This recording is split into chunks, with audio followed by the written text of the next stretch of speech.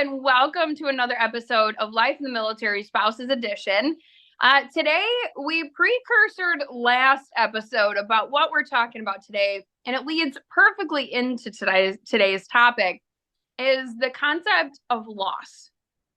And I know we all immediately go to this concept of the black dress and a funeral, which we will touch on.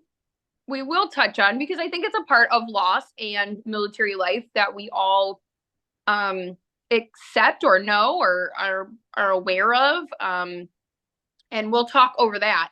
But I think from last week talking about PCSing and just life in the military, right? We don't necessarily always associate loss with other parts of that lifestyle. And so I'm really excited to hear, especially your thoughts on this one, Ash, because I know my thoughts. And I have, like I've said, we've been talking over this topic for a couple of weeks where, on the side, you and I have.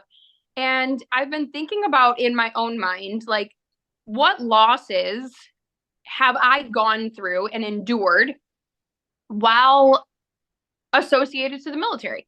And they're not what you would think. They're not like, yes, I will announce, yes, there's been the funerals and like I've seen those and we've dealt with the loss of a friend. But the other losses that I think hit equally as hard, because I don't want to say that they were more painful, but they were equally as hard, are other losses that like I faced. I mean, as a spouse, that life is hard. We lose, I'll jump in and say, a lot of ourself in that way. A lot of our identity, ourself, we've had to sacrifice a lot. So what is your first thought when you think of like life in the military and loss? What are the things that kind of come to your mind? I think we're on the same page. I think I'm kind of hoping that this conversation, maybe some of our listeners feel this and already kind of know what we're talking about. Maybe some of them, it might be kind of eye-opening. They never, thought of it this way, especially maybe for like the younger spouses that are coming in and they haven't experienced this life as long, or gone through certain challenges in this life to provide those things that let them feel loss. And so, but I think we're on the same page because yes, I do think of loss as like we lost friends, because we have, and that's major. That's huge, right? Obviously a life is a life and that's most important. Right. But that hits at that time and then it affects you like throughout your life, but it really comes back around every year on that day, whereas the other losses that we can touch on here in a sec, it's almost like a slow burn. Mm-hmm. It's like a slow burn. And if you don't realize what's happening, then it can just like combust. Absolutely. And so some of the things that really affected me, especially this last year, like I have been in a season of loss this last year. This last year was a real massive struggle for me. And I mean, yes, almost 20 years in and only this time, but it's just how the cookie crumbled for me. Right. And a huge aspects of this loss was loss of familiarity, if we can say that correctly.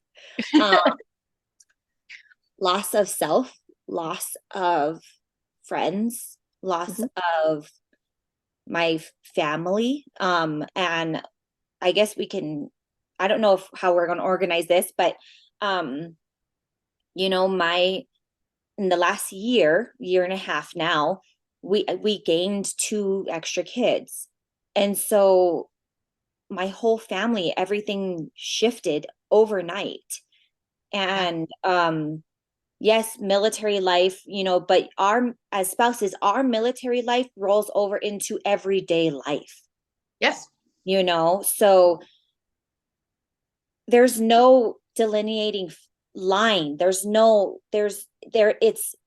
an ombre. It really is. Yeah, everything just flows into each other, um and it's just life. So, um and I guess we can elaborate later, but for you, what are major things that you experienced as far as loss? Especially, I'd like to hear your experience, especially leaving. Ugh. I felt less lost being in the military than I did out. Mm. Because being out and I don't know, maybe I felt less of it in Colorado because when we lived in Colorado, we were still in a military town. So we lived where our neighbors were veterans. The neighborhood was, military-esque, like we had vets, we had active duty, we had all of that around us.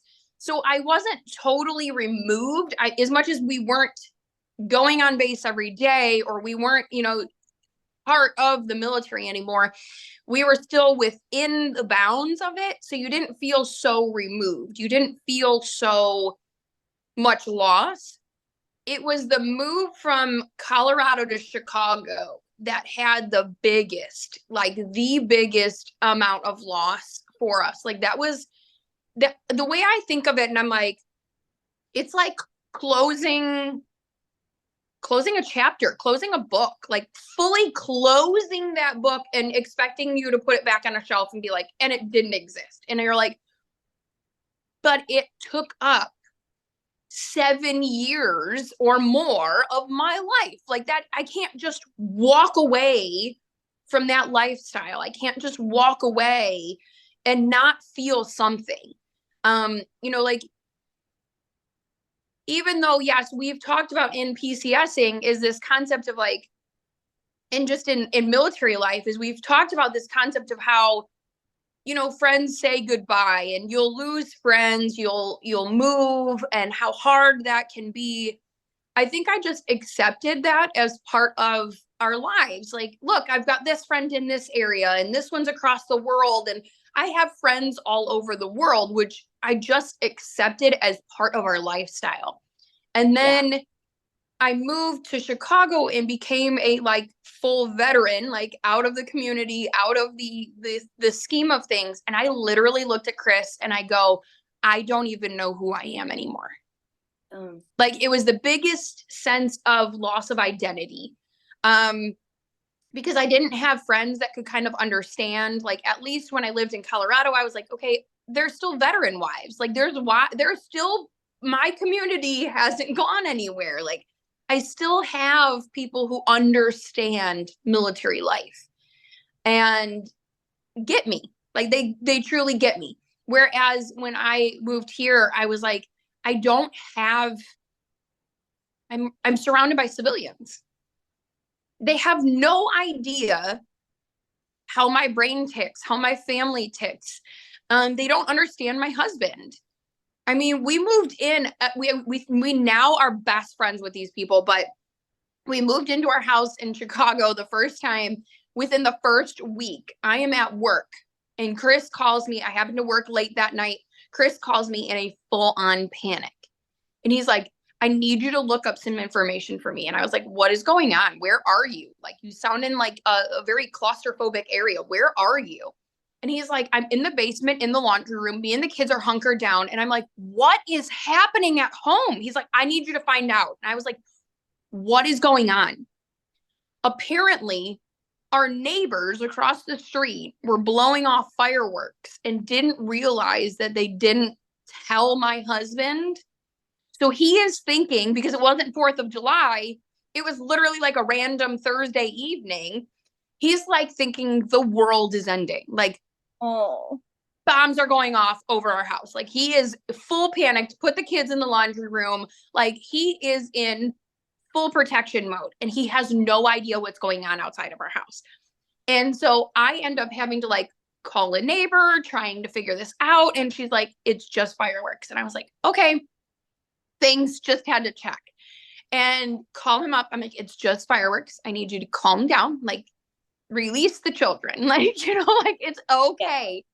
But then we had this kind of like disdain for the neighbors because we are like, they don't understand us. And then we come to find out like who it is. They end up being our best friends. And now it's a joke. Like, it's a total joke now. But it was one of those moments where you're like, they don't get me. They don't get me. They have no idea. And when I moved here, it was almost like somebody was expecting me to put that book away. Like, close the book, put it on a shelf, ignore that it's there. Like, cool, it happened, move on. And you're like, but that created who I am. Like, we joined the military at such a young age that it helped create not just my family, but our identities and our personalities and who we are. And it has shaped forever our futures. I can't just put it on a shelf and walk away from it. And so like I said, I think I had more of a loss, and the loss of identity is mostly it. Like that loss of friendship, of identity and connection was the biggest loss in that transition. For me, that was that big part. But now I think we all have faced, whether you're active duty or veteran or not, like, it doesn't matter. I think we've all faced some sort of a loss when it comes to self, whether that's identity or purpose or just self. We've all lost that at some point in time. Like when you're saying, yeah, it's 20 years in, I mean, how long? Eventually there's got to be a breaking point. Like, there's got to be that point where we kind of like, we feel it, you're holding it all together. We've talked about it, how the military spouses, we hold it all together. We've got it. We suck up the tears, we dry up the tears, and we keep going. You can only do that for so long before it catches up. Like, it truly does catch up. And like you're saying, it's a small little fire, but the loss, if it's not acknowledged, is how I look at it. If we don't acknowledge this true sense of loss, each move, each duty station, just in general, it will become a wildfire that cannot be controlled. It will just, like you said, combust. It will just all of a sudden, one wrong wind and that spark is no longer a spike. It's like catastrophe worthy. And I chuckle at it because it's like, it really is. It can be one wrong wind and it's all flames. And now you're trying to piece it back together and you don't even know what one spark started it because it wasn't acknowledged early on. Right. And I think that's the perfect word to use, is to acknowledge it. Even as you're going, you need to recognize and acknowledge it quickly. Because for us wives, us spouses, we're going to just bury it. We're going to keep putting dirt over it, but those embers are still there. And so if we acknowledge it, we can go, okay, this is what's been happening. Right. And then we can figure out how to heal, how to move forward from it, how to battle it, whichever one it is at the time. And so acknowledgement of all the things that cause us grief, cause us loss, is a massive thing. And big and to grieve them. We need to be, we need to that time. It is sad. You know, conventional military moves every 2.5 to 3 years. That's sad. That's not normal, guys. Like, we are 1% of the American nation. Okay. Right. My community that we're in, that Eric's in with SF, is 1% of the 1%. Okay. So we're even massively smaller, but 1% of the American nation, that is not normal.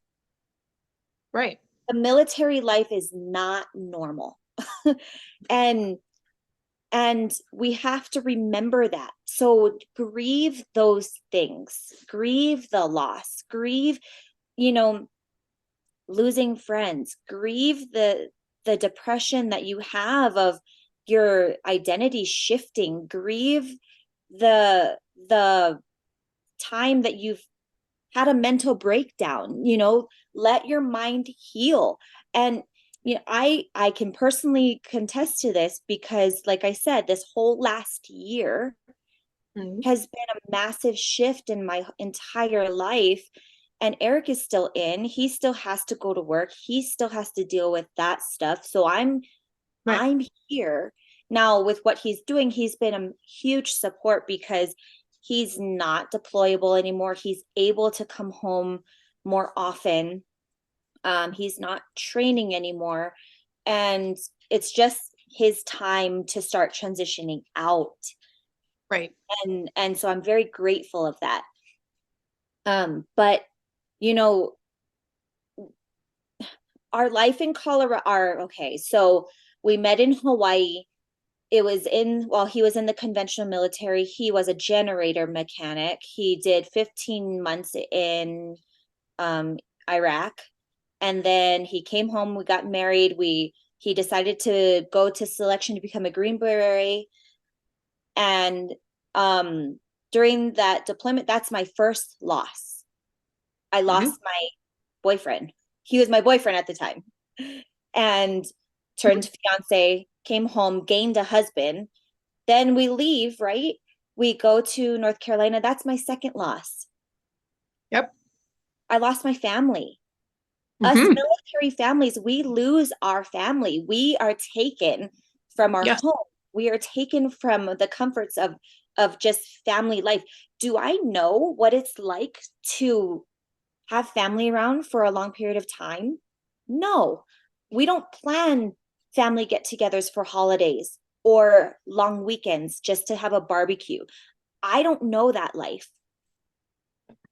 We make our own family in the military, but yet, though that picks up and leaves too. Yep. And so, yes, I lost my family, and I know all of you guys did too. And that is sad. We need to grieve that. Do I call my mom every single day? Yes. And that is my own personal choice because my parents are getting older. My parents are in their 70s. And I don't want to have any regrets saying that I didn't put in and dedicate any time for them, whether no matter the distance that are in between us. I will make it a point to call them every day, let them know I love them, build relationship with them, whether it's via video or on the phone or however it is, but because I don't have them with me, that's what I did. I created that relationship that way. That's how I almost grieved that loss.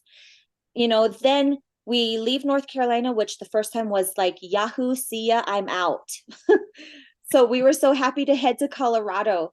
And we were here for almost 7 years. That is abnormal in the military. Okay. We're here double the amount of time that normal military folk are in one place. We were able to buy 2 houses, which is unheard of, and we were able to set down a little bit of roots. And then when we picked up and left, because the military sent us, we went back to North Carolina. That was so hard. Yeah. that was so hard because we were leaving the only real home that we knew. And so you guys, us military wives, we create this space, we create this home in that time. And all y'all that move more than I do, God bless you, because Right. you have to create it. You are making sure you are unpacked in a week. All the boxes are gone, and now is the time to like try and integrate yourself because you don't got a lot of time. Right. And then, we go to North Carolina, which was not a terrible thing because my best friend was there. Right. But then leaving her, gosh, that was my heart breaking one more time, you know? Yeah. And then going to Germany, which we didn't expect to love as much as we kind of did. We didn't realize until leaving it, we're like, man, we really had a good time there. But, that was such a small community of military members, and it's very rare to make friends with the Germans, like we had talked about in our Right. episode with our experience in Germany. You know, it's such a tight-knit community. Everything is done together. It is a massive family there.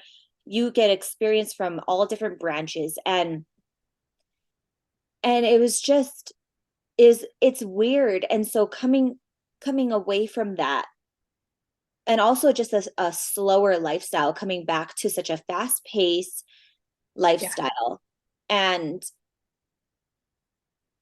then removing yourself from all of the things that you knew for. And then my time there was during COVID, so you really did just get to know people, which you were supposed to be, yes, not seeing people, but it was, during that time you couldn't do anything else, so you Right. conversed, yeah, you Right. stayed your social distancing, blah blah blah, um Right. all that stuff, but you really got to know people in that time. Hmm. And so then we leave, we're literally flying into Colorado. My parents are already here with two extra kids. We land into a new family. So I literally lost everything I knew from Germany. I lost my family that I had known, and we were still learning our new family because my baby was only a little Right. over one, so learning her, having this new baby, adding two more that have trauma, Yeah. because I mean, why else would they be coming to live with somebody else? Because their family life is not good, right? And so, not like, would I regret it? No, but gosh, we were not prepared. We thought we were prepared for that, and we weren't. And so Right. that has been very, very hard for us. And then like being familiar with Germany, coming back to such a fast pace, like I could not be in Costco for more than 15 minutes. I was done. I could not handle it. It was too much people, too much options, sensory overload. I literally would have a panic attack for like the first 2 months Hmm. of going into a grocery store, but especially Costco. I like 15 minutes in, out, I gotta get, I'm done. I'm done. And Right. so trying to hold it all together, I did not acknowledge it. Mm. I did not. I didn't know what was going on because I thought this has been going on for all this time. Yeah. You know, this lifestyle, this change, all of this stuff. Like, I didn't anticipate all of it. Yeah. And I held it in 6 months. Okay. We landed here in or May, end of May, and right before Christmas, I had a mental breakdown. Yeah. And and because I didn't know what was going on when I had this mental breakdown, I completely lost it. I was like, I don't know who I am. I don't know what's going on. I don't want these children. I don't want to be here. I don't want, like, leave me alone. I'm done. Yeah. Mom's off her rocker. Right. Like, And it was only by the grace of God and that my husband had dealt with all of the things before that Mhm. he was able to kind of reel me back in. Right. He was able to put perspective like, Ashley, you're you're dealing with all of this. He's Yeah. the one that acknowledged it for me. And Yep. then my brain was able to kind of recenter Correct. and kind of gain some clarity. Right. Right. But that was one of the hardest moments in my life. This has been the hardest year in my life because I've had to crawl myself out of this hole that I've dug for myself just because I did not acknowledge all of the different change, all of the different loss over time. And it's And been so hard. but I think it's it's interesting perspectives because I think you tried to keep it all together and like put on the happy face every single time, which I commend you for because like I never would have known that you weren't happy even as a friend of yours. I would never have known that you weren't happy until you came out and said, I'm not okay. Like, when you said that, I was like, about time she's normal. Like, I was just thinking you were like some superwoman and I was the one slacking over here, like, couldn't put it together. Like, I was seriously like, I just don't know how you are doing it. Like, I don't know. And I sat here as a friend and, as sometimes an innocent bystander just watching of like, I don't know how you can keep it all together. Like, I would have broke a hot minute ago and would have lost it all a long time ago. And I came in with a different perspective of super acknowledging everything because I said going into the military, I never want to resent my husband for choosing this. I never wanted him to resent me, but like in the way of like, oh, I made him do this. Like, I never wanted that to be a thing. I wanted it to fully be his choice. But I also knew that by him choosing, I would have to give up and sacrifice a lot. I never wanted to resent him for those choices. Like, Right. I never wanted that resentment to come between us. Like, I knew it could break us in an instant. So I never wanted that to be a thing. Um, so like I grieved a lot of things, and I think my grief started in Germany when we were there, and he was deployed, and I had to learn how to do all these things of like I'm going through my child's first whole year of life without my mom. Yeah. I'm across the world from my mom, and my kid's got 104 temperature, and I'm in a foreign country. I don't like, I am full on crying, unable to like pull it together. And my mom's like, you've got this. I'm calling her at weird hours in the day because I'm like, I don't know if I can do this. Do I really have this? Like, am I going to be, is she going to be okay? Like, maybe I'm not the best mom. And I went through a lot of grief and mental breakdowns very early on because I couldn't, like, I just personally didn't bury it well. Like, I tried to bury a lot of that and I just couldn't. And like, I made notes as you were talking because I was like, there's things that I'm like, certain things like you mentioned is like just holidays. We came back and I never thought about the fact, like, okay, we've been away for 7 years, right? I came back and was like, I host Thanksgiving. Everybody's like, I already have plans for Thanksgiving. And I was like, Yeah. I have the most lonely table for Thanksgiving. And Right. it's so used to big, massive Thanksgivings that I was like, I didn't realize like they all had a life Mm-hmm. while I was gone for 7 years. Like my whole family that is stationed, like stays here in Chicago, had a whole life without me. And that was like one big grief that I was like, they had a life Yeah. without me in it. Like my whole family had it. And I was like, this is okay. Like, That's so hard. okay. It's And so like I have a younger brother who's 10 years below me. And I grieved. And even to this day, there's times where I notice some grief coming in of the loss of what could have been the relationship between us.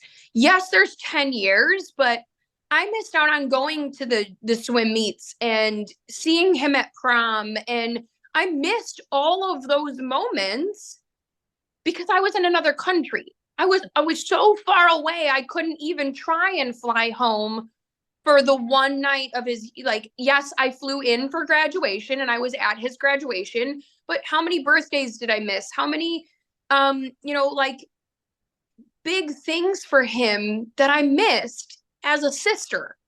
The things that, like, I don't know, they're small and it sounds so little, but yet I grieved that relationship between us and between so many people. Like, I look now and I'm like, so many people who have friends from like high school.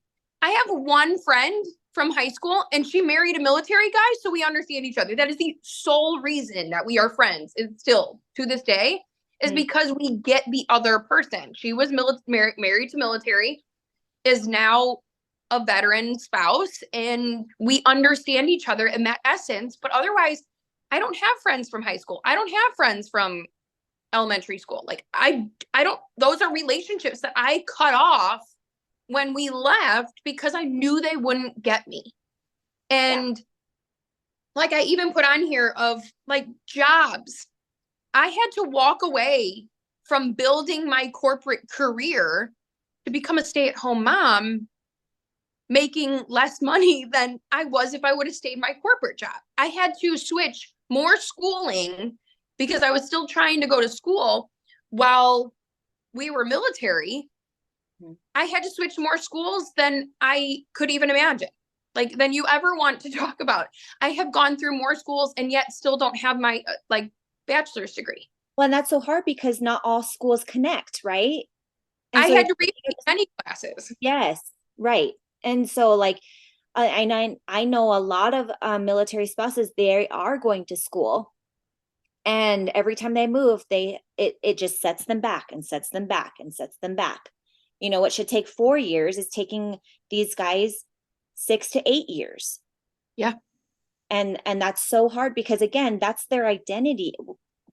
That's part of their identity. Yes. And not just maybe not only, I wouldn't say their identity either, but it's like what they want to do and Right. their individual self. And because the spouse is contracted, our individualism is put on the back burner. Yes. For that person, which for me was fine. You know, I chose that.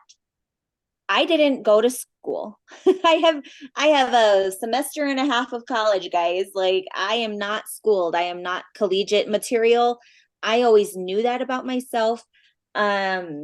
And that's okay. Like, I do not regret that because honestly, I didn't want to spend the money and waste the money on something that I didn't know what I wanted to do or be. And Opposite. I knew exactly what I wanted to be. I knew that it could be a job that would transfer to any base that we were at. So I really wanted to finish my degree. I wanted to do education and I wanted to be a high school teacher because that could go anywhere. It was a transferable job. Everywhere had a high school. It always had kids needing to be taught. Like, everywhere could use me and my job. And yet I think that's one of the biggest losses that as military spouses we don't grieve, is this I don't want to say stagnancy, but the halt in ourself. Like, we put ourselves on hold. Our individual wants, dreams, wishes get put on hold for a lot of us. I don't want to say all of us, because I know there's plenty of wives out there who have full careers and jobs and degrees, and they continue to pursue their own individual things along with their spouse. I get it. I 100%, but that's a rarity. Like, I'll put that out there. It's rare to find those. But I, as a young spouse, had to put my goals on hold because I couldn't do, I mean, I probably could have completed it, but it would have just been, it was so trying to adjust to it all. You're trying to do school, parenting children by yourself. I had young ones at the time also. So it was a lot all at once. I'm alone. I have no assistance. I'm trying to pursue my dreams, yet I have a spouse who's here who's like cheering me on from 5 time zones away. Like, Mhm. I probably could have done it all. Yes. And I was trying. But I also was then at that point where I was doing so much. I ended up in postpartum depression and put myself in nearly in a hospital for a week Yeah. because I had 105 fever that I couldn't break because I had gotten so sick because of between the depression, the anxiety, all of this. Like, I just got so sick. And then I felt like I failed everybody. That's amazing what stress can do, yeah, because you got sick, and how, looking back, during there was a really stressful deployment. Also my mother-in-law was living with us at the time. I think you were still in Colorado, and it was a stressful time for us. And how my body reacted, that I realized it after the fact. I didn't realize once when I was going through it, is I lost so much weight. Yep. I was so skinny at that point in my life. I was like almost down to 100 pounds. I'm little anyways, guys. I'm only like 5 feet, maybe almost 5'1". And but even being at that weight is on the lower end of my weight range for my height. Yeah. And just so thin, a size zero, almost to a double zero pants. And I was eating, and I wasn't like I wasn't eating, but it was just the way that my body was using stress, Yep. and I was eating healthy. I mean, I was even working out. But it wasn't doing anything like working out to lose weight, and I was eating good. So it was abnormal. I Mm-hmm. should have been I should have been like 115, 118-ish. You know what I mean? And I just didn't. It was too much. It was too much. And then I started breaking out. I had these patches. They look like hickeys. I was like, oh no. And it was like this rash that would come up all over my body. Interesting. Um, it wasn't itchy, but it was just raised blood. And I had them on like the back of my calves. I had them on like my arms. I had like on my shoulder, like everywhere in weird spots.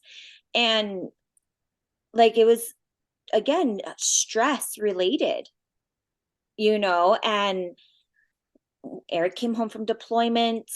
Um, of course, that is almost overnight. One thing that you don't Yes. have to worry about. It's amazing how quickly that goes, right? And Oh, his it goes a different way. Like, I think that stress, it shifts. You That's you true. you shift from, oh my gosh, is he gonna come home, to, oh my gosh, he's home. Now how Yeah. do we like that Yes. that like, I don't know which stress is worse. Like, there have been many times where I'm like, I don't know which is worse, having you home or having you not home. Because Yeah. I mean, I get that. I get that. But it was one of those things, like, I mean, I rather have, or how am I wording this? I'd rather deal with him being home right. than him being away. Correct. And Yes. so it took about 2 months, but everything, like, I started gaining weight, which kind of sucks because I had to buy all new clothes. Um, and then all my skin issues were like gone. Yeah. It took a little while for those to go away.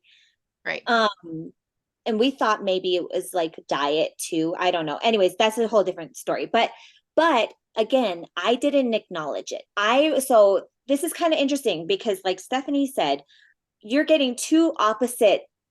perspectives here. And I didn't acknowledge anything. I always tried to just bury it. Like, I have to do this. This is my job. We need to get it done. Like, just go.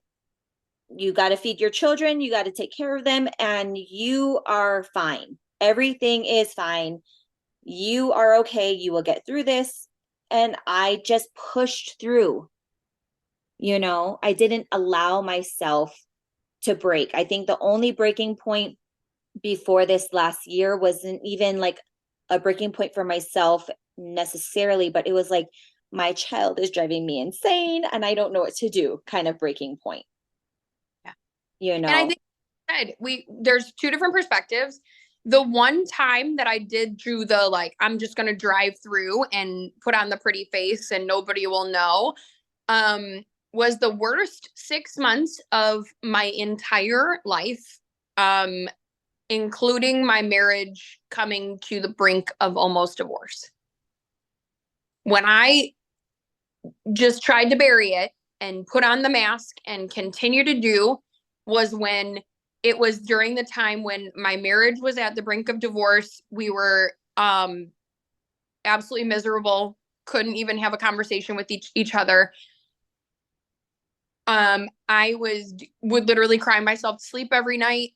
I knew, like, I had gone home for my brother's graduation and everybody looked at me. I felt like I knew there was something wrong. I knew I was going through a really bad place, but I didn't want anybody to know. I wasn't eating. I literally was putting myself through like a full starvation because I was so stressed. I had dropped down from, I normally run in like a 6 to 8 size pants. I had dropped myself down to a size 2, and everybody in literally months time, everyone that saw me for my brother's graduation asked me if I was sick. Like if I had come down with like cancer or something, because I looked ill. I just looked ill. Now I can say I'm wearing those same clothes and nobody says that to me because I do it in a healthy manner. It's not stress induced, and I'm not starving myself. But that was the point in time when I realized I can't just bury it. Like, I'm not one of those people who can bury it. I have to talk it through. I have to converse about this. And it wasn't doing any good for me and Chris. It wasn't doing good for me and the kids. It literally wasn't doing good for anyone to have me not talk about it. Mm-hmm. So the more I acknowledged like what I was grieving, what I was going through, the feelings, the emotions, the like, yeah, there were times where I would look at Chris and be like, I don't ever regret any of the decisions we made. I don't like having to give up what I did. Like, I'm mad I had to give this up. And so like, there were certain things that I had to take control. Like, he didn't want to be proud of his military stuff. When he got out, that was probably one of the hardest times to watch, I think, for me. As a spouse, you're like, I'm so proud of you. And he's literally like, just burn it all. And I'm like, what? Yeah. Like, he got out and he was not proud of what he did. And he was literally like throwing boxes together and just telling me, go ahead and burn it, throw it out. Like, get rid of all of these awards, get rid of all of these things. I don't want my uniform. I don't want my blues. Like, he wanted everything gone. And I am sitting here watching this man tailspin. And I can't watch it because I'm like, first off, I'm crazy proud of you, but you're not going to throw away 7 years worth of sacrifices that I've made because you want to let your head get in the way. Like, that's how I literally looked at it. I know that's super probably the wrong way to look at it, but I had to be honest where I was like, I'm not going to resent you. I will not be mad at you. I understand your feeling, but you're not going to throw away 7 years worth of our life and our sacrifices and all that we've done. And so I was hiding boxes. And then I started to hide them and I let him go through the moment. And then I turned around and I was like, I'm going to be proud of them. I'm going to be proud of your accomplishments. I'm going to be proud of what we did as a family for the last 7 years and what you did. Like, I'm going to be proud. So I started putting stuff up. And the more that I had him acknowledge, like, what he has done and to be proud of the accomplishments and to be proud of these awards. Like, they're not just, like Joe Schmo gets these things. Like, any of these awards are like big things to be proud of, whether it was a unit award or a military one award, like it doesn't matter. I was like, I'm going to be proud of these things. And I had to make him acknowledge it. And so I think, like, if anybody wants a tip, a trick, anything when it comes to like loss, because it's more than just the formality of a funeral, because we think that that's the loss, but we have to grieve every step, every change, everything that's being thrown at us comes with a happy and a sad. It comes with change, and every time that there's something new worthy of change causes you to grieve something. So if you can acknowledge it and be in that moment of acknowledgement, it makes it easier. And that was what Chris was. He was not acknowledging what he did and to be proud of it or to feel it. And he just tailspinned out. And I was left standing here going, what do I do? Like, what now? What do I do? How do I pick up the pieces? And the more that I started putting up, like, we have a whole, if I were to turn my camera, this whole half of my wall has a giant American flag and all of his awards around it. And we have a piano in that room, and it has 2 folded American flags from his base. And he has now started to become proud and acknowledge that he did something. He did something of worthiness. He did something that only 1% of the nation can do. He took that in and started to acknowledge and feel and vocalize. So now maybe his PTSI isn't as bad because he's acknowledging, where is it coming from? What is it associated to? Why do I feel the depression sometimes? Like, the more he is acknowledging, the more that he can kind of go, okay, I can deal with it. I can be a part of it, deal with it. Like I tell him all the time, I'm like, you got to embrace the suck of that moment. Just hold on tight, give it a big hug, and then you can deal. Like, it helps you deal with it in the moment rather than fully tailspin out or just let it burn. Like, Yeah. Deal right then and there. It's going to suck. It's going to be awful. It's going to be not fun, but it helps you be able to see what's going on to deal with it. And, I am going to add another thing that you guys can do and that we are trying to do now. And maybe Stephanie didn't do because she didn't have time. is I'm recognizing that we have to mix it up with our friends. Yeah. We can have our military friends because they understand, right? But especially those that are getting ready, like say 10 years out from getting out, I would highly encourage you to start getting civilian friends on top of your military friends, because you're going to leave this lifestyle. This lifestyle is not for forever. Yes. And then what's going to be left? Yes.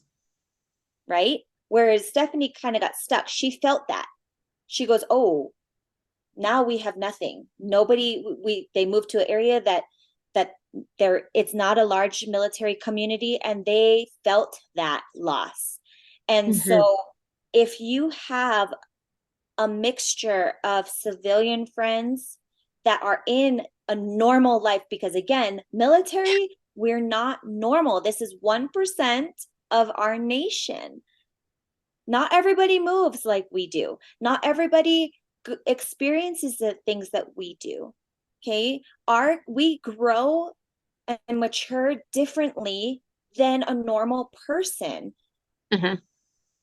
And faster than a normal person. We see things that affect our nation, affect our lives more than a normal person.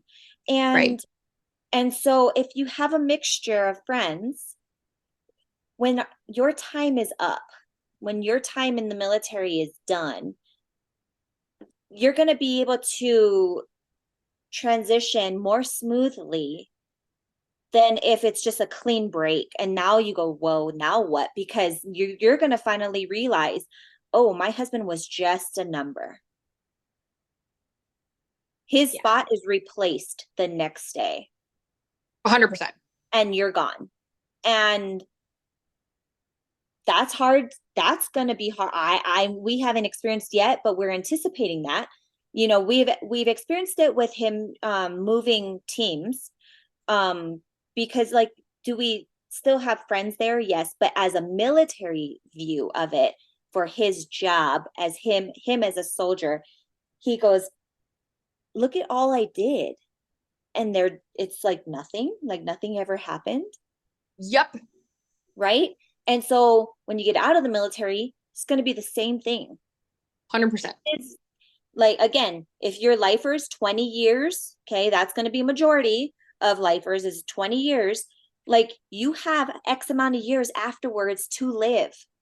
And so cultivate those relationships now that are going to help you transition out more smoothly. You know, yes, you're going to be moving around. I get it. Okay. But use that as practice time.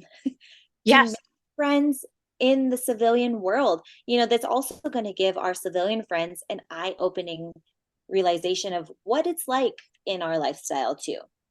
Yeah.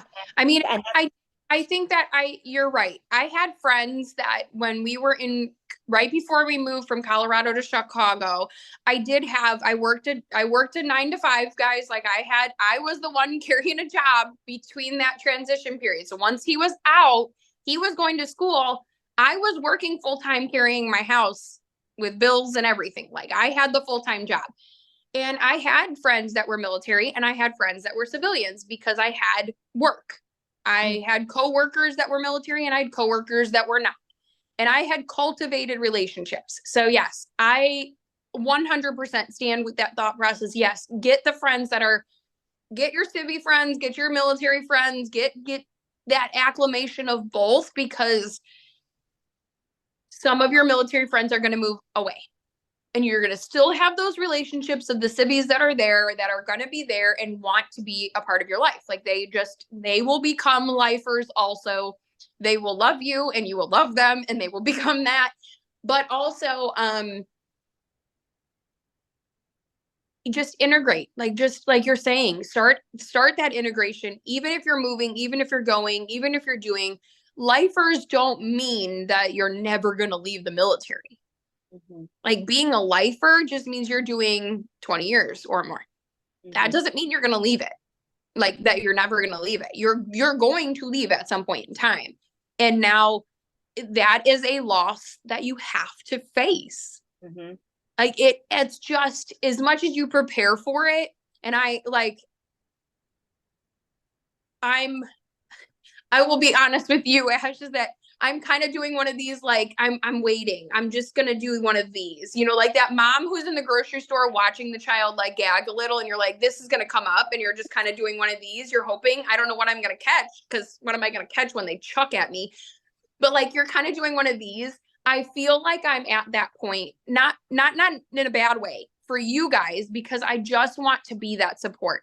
I want to be there to catch whatever falls.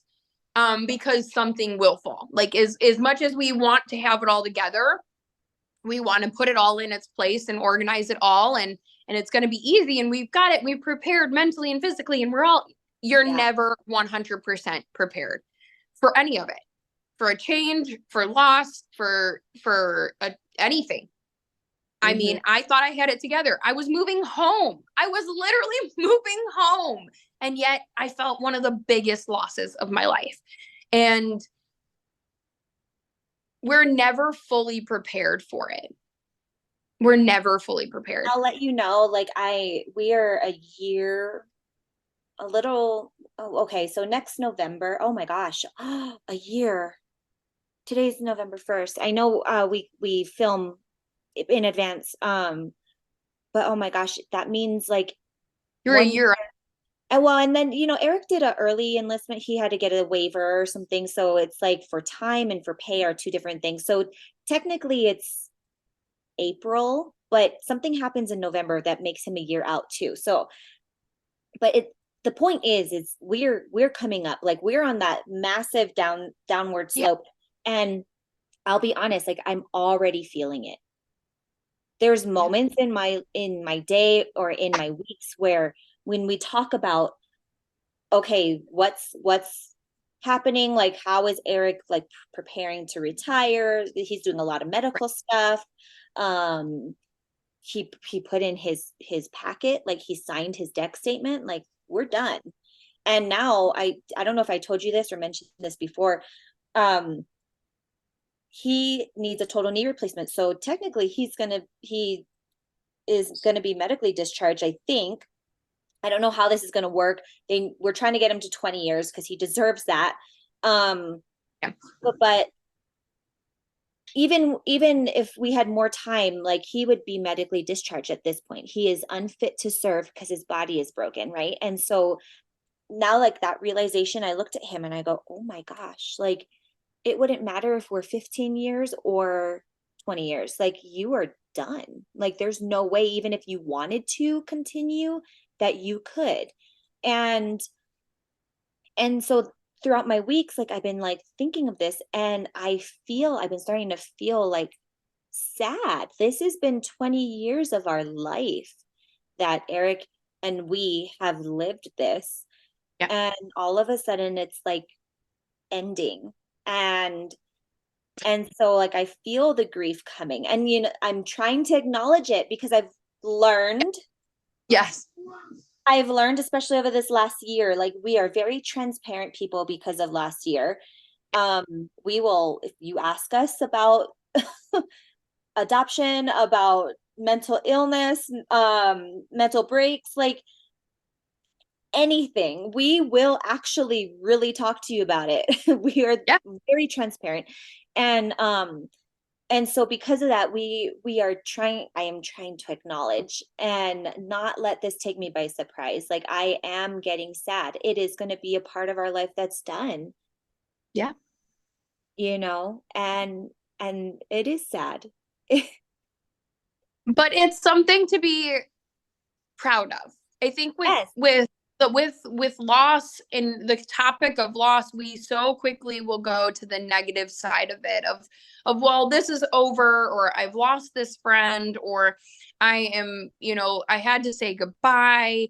But you have, like, something that helped me was trying to stay super positive about it, is like, yes, I'm leaving these friends to create new ones, and look who they're going to get to create new friends with and create that expanded network. Like, look what this can create of an expanded network for us, and the new opportunities for both of us as friends to experience. And look at what you guys get to experience in the next chapter of this life. And so quickly we jump to, what did we lose? Yes. What did we have to walk away from, close the door on? But instead of looking backward, I encourage us all, in the midst of the loss, like, just embrace it, acknowledge it, but look forward, look positively, look towards the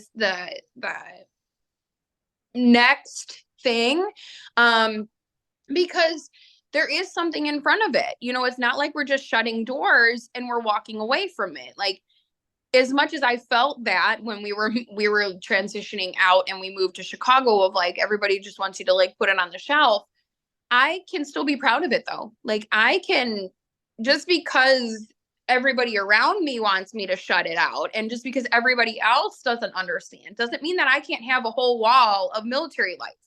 Doesn't mean that I can't make that still a priority to me.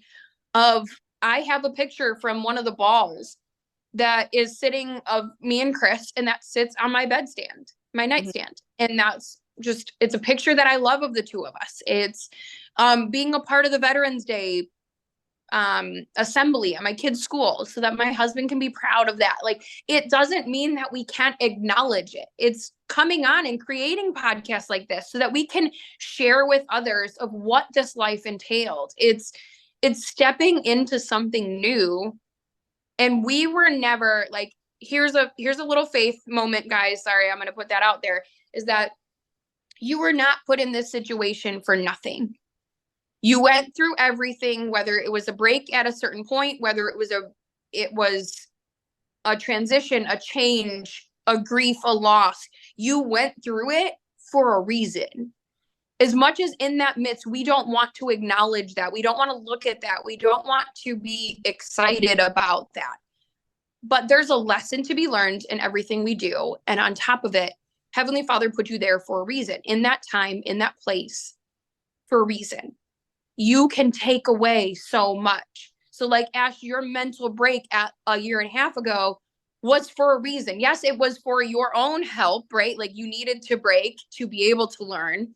But now look, being able to come here and share with the world on how not to have that again, or how to come through it and be better, and how to acknowledge. And I went through things that, of not acknowledging mine and what it did to my marriage, but now I can help others not be a part of the 70%. Like, we can do that because we have learned because of it.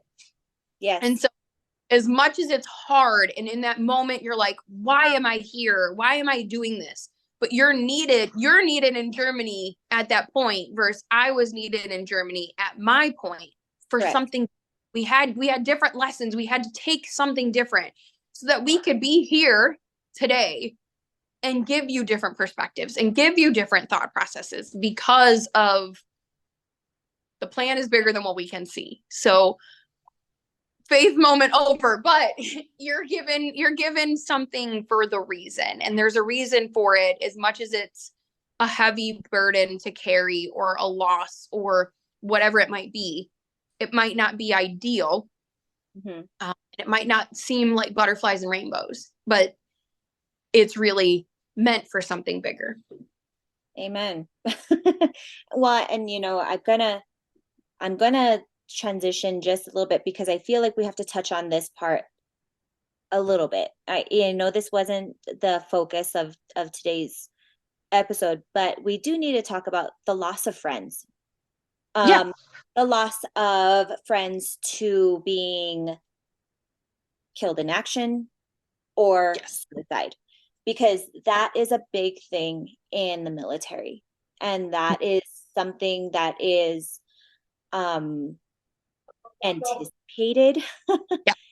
I hate to say it that way, but it's something that is always in the back of our mind. I mean, our husbands deploy, so yes, it is in the back of our mind.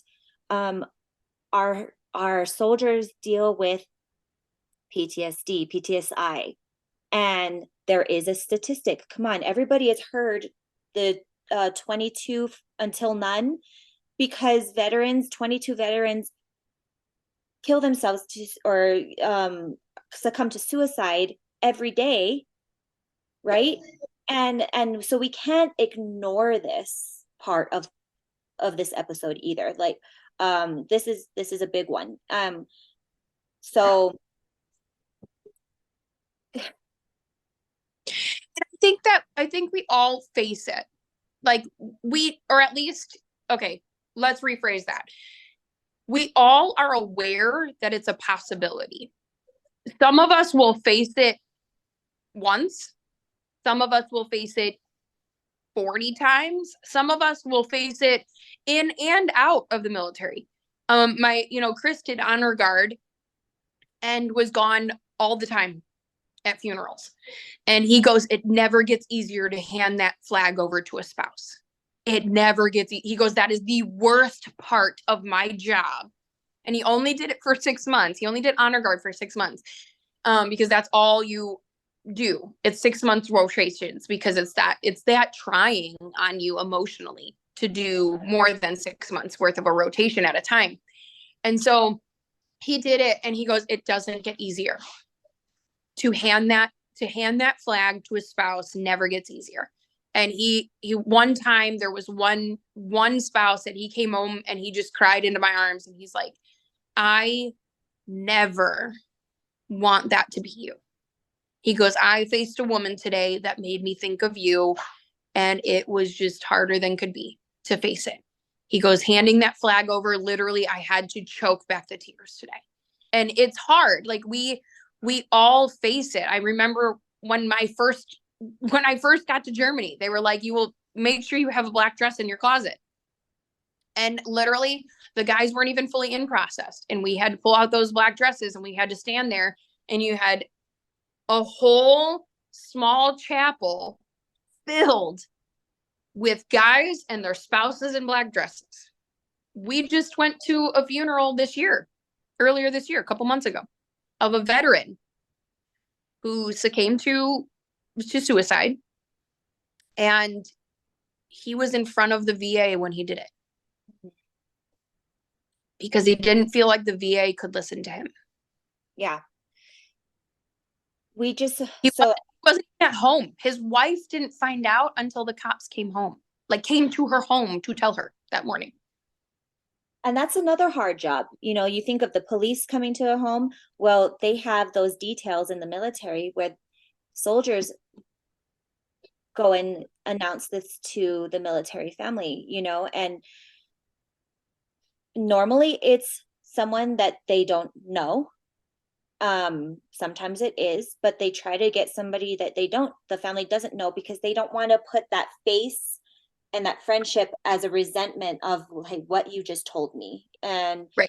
I remember Eric and a few other guys when we were back in North Carolina the second time, they had that detail, and there was a few of them that they had to do. And talk about being hard. You know, obviously, yeah. I can only empathize. Is that the right one? Empathize, because I never did it. I can only empathize, but man, being in that position and having to relay that information. I mean, how hard is that?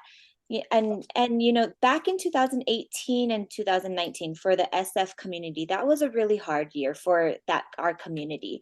We had, it seemed like every month. Oh my gosh. It seemed like every month we were losing somebody overseas, and friends, and just, oh, my husband was constantly in tears. Yeah. You know, guys that he worked with, and some of them he didn't know. But just because you're in the same community, it hits home. Yeah. You know, faster. And then, gosh, just, I think a month now, this young boy where Eric works, just at the range, succumbed to suicide. I mean, right in front of all of them. Eric didn't see it, but he was just talking to the kid and getting his kit ready before they bust down. And everybody came back in shock and panic, and like, there's, of course, they're men, so F-bombs and swear words and all the things are just flying because they're trying to process what the heck just happened. Right. You know, and Eric is like, what happened? And he's trying to figure things out. He wasn't quite there, but so he's trying to give them time and space before the MP come and try to do their investigations. Like, dude, like, just wait, like, look at what just happened. Right. And so then, though, he calls me on the way home. Yeah. And he's, and I'm listening to this and I'm going, again, again. And it's so hard. It's so hard because it just feels like we're our military community is constantly battling this again. I'm going to name it as the again. And it's like, again, we're losing a friend to suicide. Again, we're losing a friend to being killed in action. And, you know, you build this life with these people, especially the ones that are killed in action.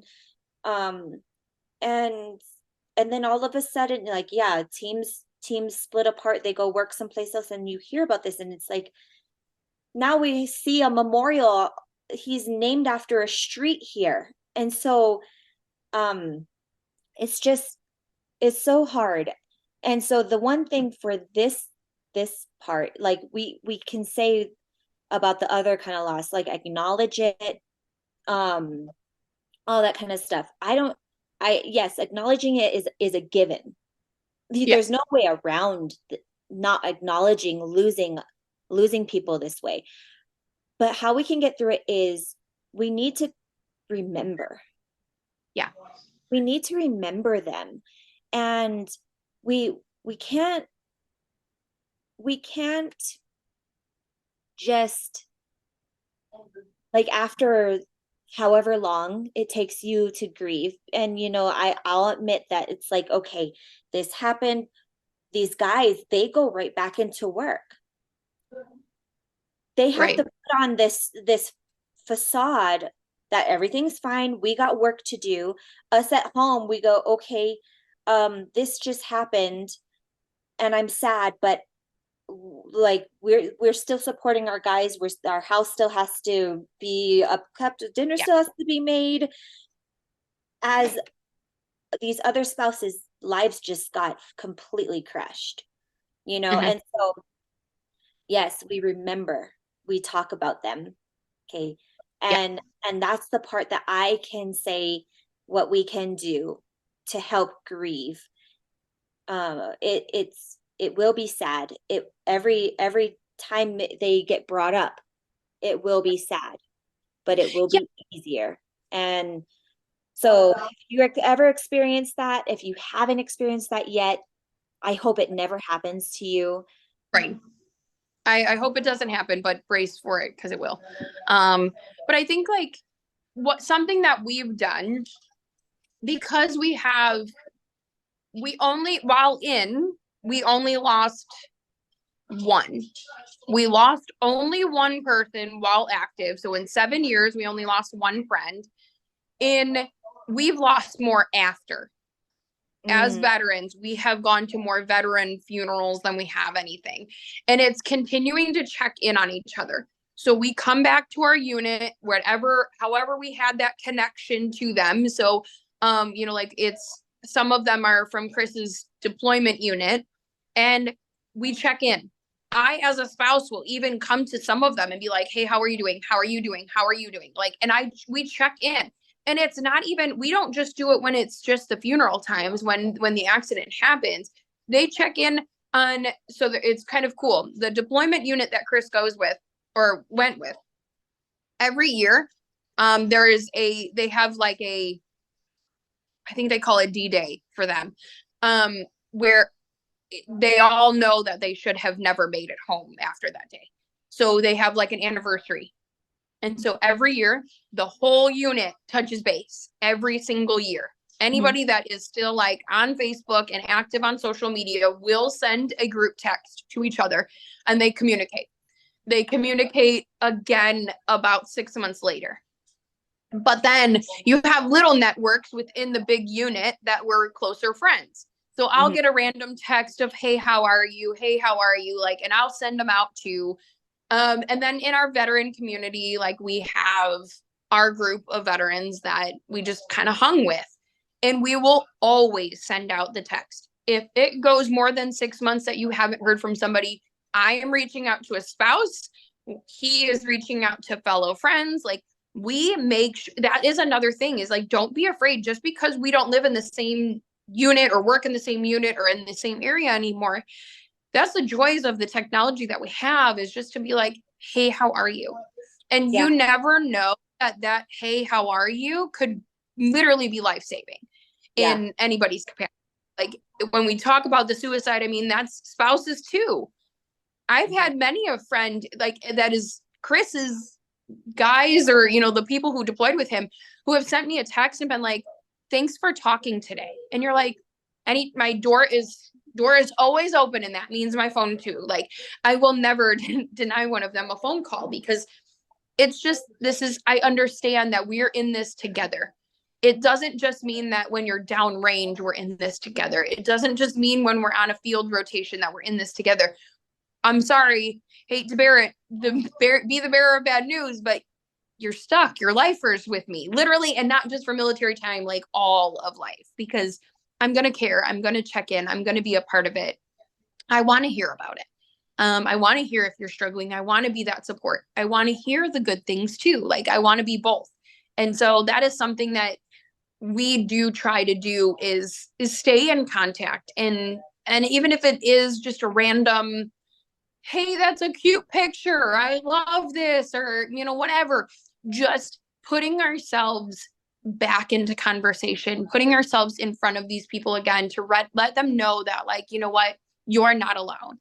But on the same respect is that we have some people that we've talked about it, that 2 a.m. friend, and we probably a whole episode on a 2 a.m. friend, but is having those people in your corner that, you know what, doesn't matter the hour, doesn't matter the location, doesn't matter how far, they've got you. They've got you. I mean, we have a mutual friend, you and I, and she's called me at some awkward hours and been like, I need you. And I literally got up, grabbed keys, was like, where's the location? I was in Colorado. She was in Upper Montana. I was like, I will be there in 8 hours. Stay tight, stay warm. I'm on my way. And it literally, there was no questioning. I told him, he's like, where are you going? It's an awkward hour. Why are you leaving right now? Where are you going? I'm like, I'm going to get her. He immediately texted me when you're there. Like, it wasn't even a question. There was no, you shouldn't go. How are you getting there? No, it was just text me when you get there. Right? Like, I think we forget that just because we're not in uniform anymore, or just because we're the spouse, doesn't mean that we can't be that call. We can't be that support anymore. And I know that connection is huge. I'm a communicator. I like talking. If anybody hasn't noticed it, I like talking. And so I reach out to them all the time, because that's what we do. Even spouses, make sure that you have those spouses with you, those 2 a.m. friends. And even if they're just spouses from the unit, hey, how are you? Because the spouses are dealing with stuff too. We all need it. Yeah. And in any kind of loss, like we were just talking about losing friends, but in any of the loss that we were talking about, just sometimes it's just being okay just to sit in silence with your friends. Yeah. So just be okay. I know sometimes it can be awkward, especially for the extroverts that need to talk a lot. And like you have to do something, but just be that friend and receive that friend, because it's hard to receive sometimes of just them wanting to be there, and those that are giving that time just to be there. You don't need to do anything, guys. Like, just being there is huge. And being honest. Like, if a friend comes to you and goes, how are you? Don't lie. Yeah, so true. If you trust them, like, be honest. Like, I know you and we can get on and be like, I am not okay today. And we're like, okay, so are we cool though to like keep going? Like, do we need a minute, or where are we at? Yeah. And it's just that ability to, you know what? I know that I can come and be totally blatantly honest, and you're going to still love me at the end of the day. Like, you know what? Whether it's good, bad, or ugly, you're going to be like, all right, well, we're going to deal with this. Right. And that's the difference, is like, if a friend comes to you and goes, hey, how are you? Don't hide it. Like, they're coming for a reason. I've heard this story of, and I think you have too, and we've talked about it probably, is this guy is like, it's this imaginary story of like a guy is drowning in the ocean, and he prays to God, like, send me a life preserver. He sends him a little like tugboat with a person and is like, I'll save you. And he's like, no, I'm fine. Waiting, God's got me. And another like, still drowning, God save me. Another like bigger boat comes by.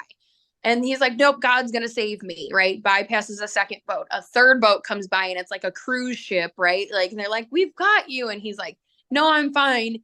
God's got me, right? And he ends up dying. And he's like, God, why didn't you save me? And he's like, I sent you 3 boats. Like, what?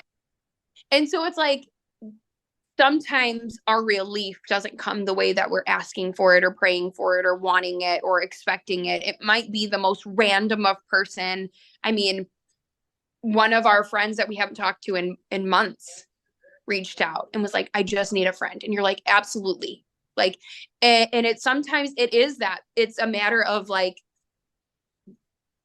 they know that your arms are safer and you're okay. But also when they come to you, they might be your life preserver that you've been praying for and asking And you for. know, such a great statement there, because sometimes it's not even a friend. I was at the doctor's office with my girls before we went to Germany, because you have to get cleared Yeah. medically to be able to go. And I'm stressing out because, again, in our Germany conversation, we talked about all the things that I received from my husband that I had to do. Right. Probably him just passing it off, but either way, I was happy to do it. That's fine, whatever. But here we are sitting in this doctor's office, and this doctor looks at me like, are you okay? And I'm going, I am kind of stressed. Like, there's all like, I don't know, like, we didn't want to go. And she stopped everything that she was doing, all her exams, and she prayed with me. Yeah. And I'm going, thank you, God. Thank you. Because I don't even know this person. And it's exactly what I needed at that time, And so, talking about, my little raft that came along, like, she was it. And yeah, I didn't expect it that way, because I was anticipating maybe my mom or my friend or something to help me Yeah. along with it. And it wasn't. And so, just to be open and like I said, to be willing to receive in those moments. So that's kind of hard. Like, a lot of people say they like to give, but it's hard to receive gifts, right? So learn to receive little things for sure. Yes. And I mean, there's so many things that I could go on. Like we want to give and we want to give hard. And we always want to be there for others. But if we are not taking care of ourselves, we can't be there for others if we are a hot mess in a puddle on the floor. Like, we're only a slipping hazard. Sorry, but like we are. If you're a puddle on the floor, you're only a slipping hazard. Um, and so I think that yes, even whether you're in or you're out, it doesn't matter. Be willing to accept, and it will come in unlikely things. Like, I remember one of the people in our apartment building ended up being somebody that I never would have expected a friendship and it was just for that time frame.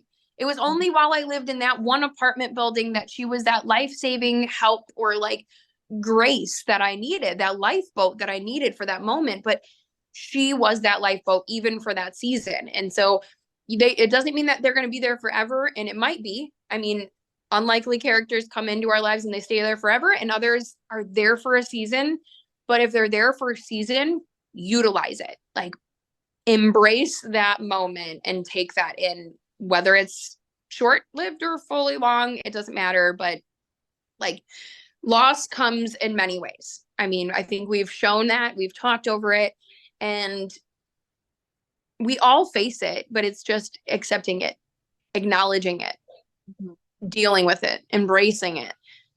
It's all of those things, and it can be everything from the loss of a relationship, like a friendship, to the actual life of a person, to our own selves. Like, we cannot forget ourselves in this moment, because we are all, I mean, even our husbands faced loss of identity and changes of going from a civilian to a military guy and breaking that whole thing down. Like, they went to basic just to break down their own identity. Like, we didn't. So, I mean, loss is a heavy topic. It's a big topic, but we can't shy away from it. We can't be silent over it. And so I'm glad we get to help others break that stigma of not talking about loss because it's too heavy or too big. Yeah, I'm happy. Like Stephanie said, she's happy. I'm happy that we can open up the conversations. Like, we hope that whoever's listening to this goes back and like starts there's a fuzz in my face, starts conversations with your friends, like start the conversations, open up the dialogue, you guys. Go back to your friend group, find the ones that you trust. We've mentioned that before too. And start talking about all of these things, all of these topics, like whether you guys have experienced it before, whether you guys have already talked about it, like good. I'm glad you guys are having the open conversations. But if you are not, like, go start, because you have to communicate this lifestyle or it's going to walk all over you. Yes, it will eat you alive. Mm-hmm. And that includes your spouse too. Yes. Talk with your spouse over it. Like, bring up the topics. I know it's not fun, but hard topics need to be had. So Mm-hmm. open up the conversation and be there for it. But if there is ever a chance you don't feel like, as a listener, if you don't feel like you have that network, or you don't have somebody you can be truthful and honest and open with, you need help. You need somebody to talk it out with or help you in any capacity.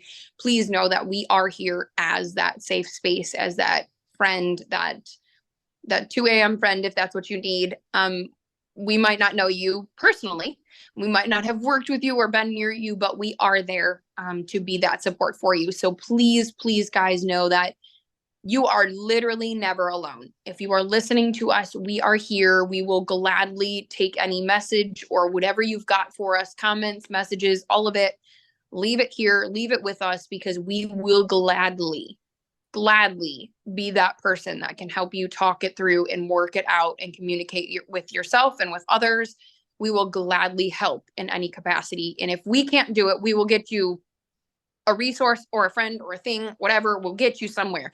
But please don't ever feel like you cannot turn to us. We want you to know that's why we started this, is so that we can not just have conversations and have our conversations and deal with our things, but so that we can be a resource for you guys. So please reach out. Please know that you are never, ever alone.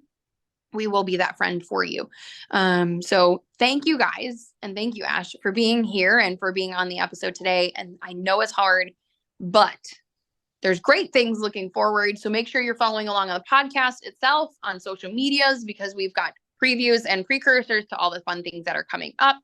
And just follow along here. So we'll talk later, guys. Thanks for being here.